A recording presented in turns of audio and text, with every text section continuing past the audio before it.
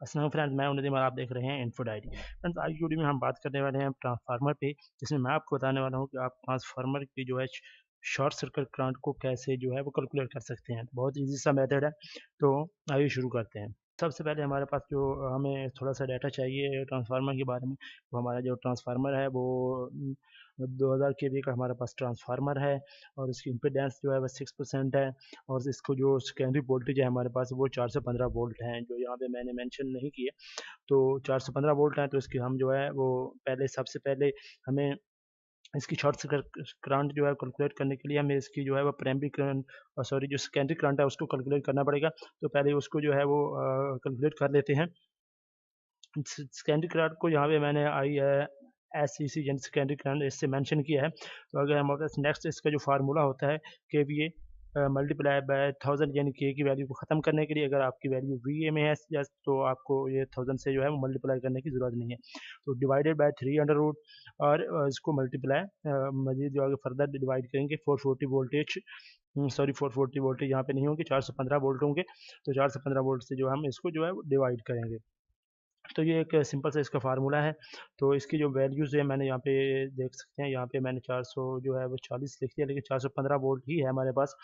तो ये 415 वोल्ट हमारे ट्रांसफार्मर की जो है सेकेंडरी वोल्टेज है। ये मैं प्रैक्टिकली बात कर रहा हूँ, जो हमारे पास एक ट्रांसफार्मर 2000 केवीए का लगा हुआ है। मैं आपको इसकी पिक्चर भी मैंने जो है वो शो करवा दूंगा वीडियो के एंड पे। तो उसकी आप नंबर प्लेट की जो एक पिक्चर है जिससे आप इसको देख सकते हैं, ये तमाम जो डिटेल है मैंने वहीं से लिया।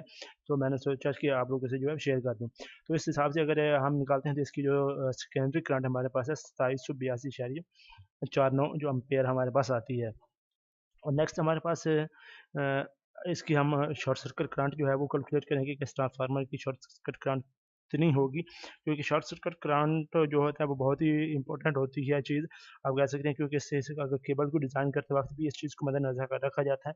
उसके अलावा आप इसके जो सर्किट ब्रेकर्स वगैरह ACB और VCB वगैरह जो आप इसमें लगाते हैं तो उसको भी जो है बहुत ही अहम चीज़ उसमें होती है शॉर्ट सर्किट करंट। तो उसमें कि हमारे पास शॉर्ट सर्किट करंट ISC यानी शॉर्ट सर्किट करंट का फार्मूला क्या होता है कि हमारी सेकेंडरी जो ट्रांसफार्मर की करंट है उसको हम जो है वो डिवाइड करते हैं इम्पीडेंस से।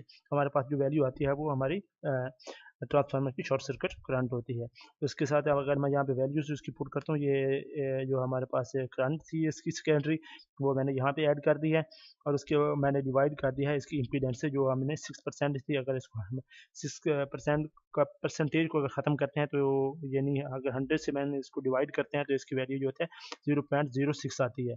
तो वही मैंने इसकी परसेंटेज ख़त्म करके जो है इसकी वैल्यू जो है वो डाली है 0.06। उसके बाद इसको अगर हम डिवाइड करते हैं हमारे पास जो इसकी वैल्यू आती है 46374.83 एम्पेयर्स। ये हमारी इसकी जो ट्रांसफार्मर की शॉर्ट सर्किट जो है वो करंट होगी। इस हिसाब से आप जो भी है इसकी केबल और को जो है वो डिज़ाइन कर सकते हैं, और इसके अलावा इसके VCB और ACB आप इसके यूज़ करेंगे उनको भी इसी हिसाब से आप जो है सिलेक्ट कर सकते हैं।